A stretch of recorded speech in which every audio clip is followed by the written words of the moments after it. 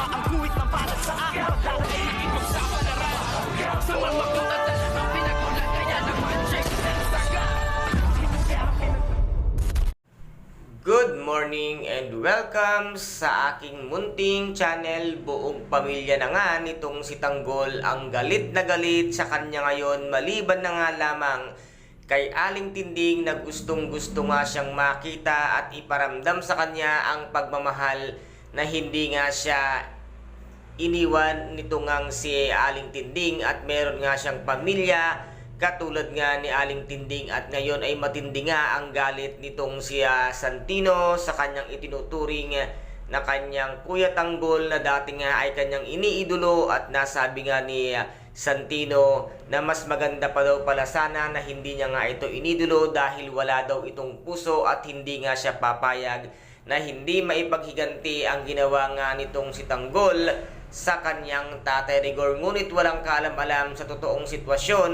Ito nga si Santino, nakabud-kabud na nga laman siyang mga galit at ngayon ay gagamitin nga ni Santino ang pagsanib niya sa isang sindikato na nasilusyo na nga ang siyang namumuno. At ngayon ay si Santino nga ang gagawing kanang kamay nitong ang silusyo dahil si Santino ang naatasan niya upang patayin nga si Angkong. At ngayon ay silusyo na ang siyang pinuno ng Red Phoenix, kung kaya't dito nga ay darating ang araw na ito rin palang tatlong magkakapatid ang siyang mag-aaway-away at magiging magkalaban sa dulo ng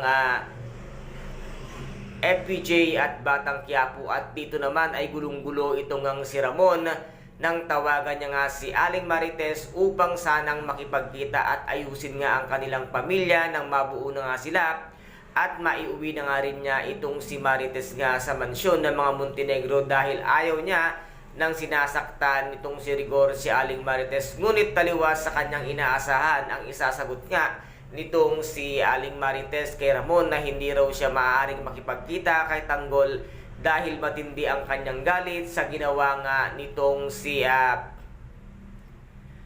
Tanggol kay Rigor na ngayon ay nakaratay sa hospital. Ngunit nagulat nga itong si Ramon na hindi na lamang siya kumibo. Papaanong nangyari dahil itong ang Tanggol na kanilang anak ay nasa mansyon ng mga Montenegro? Papaanong nangyari na nabugbog at ngayon nga ay nakaratay sa hospital itong si Rigor? At dito nga ay napapaisip na ng gusto itong ang si Ramon sa mga sinasabi nitong ang si Aling Marites. At ngayon ay naiisip niya na nga niya na baka ito ay isang peking Tanggol at tadhana na nga ba ang siyang mag-uudyok upang magkita-kita nga ang mag-ina at mag-ama. At nang malaman na nitong ang si Ramon ang katotohanan sa pagkatao nga nitong si David, at ngayon ay hahantiin na rin ni Santino ang kanyang Kuya Tanggol upang ipagtanggol ang kanyang Tatay Rigor sa ginawa nito ngang si Tanggol. Magtagumpay kaya si Santino sa kanyang balak at sa kanyang nais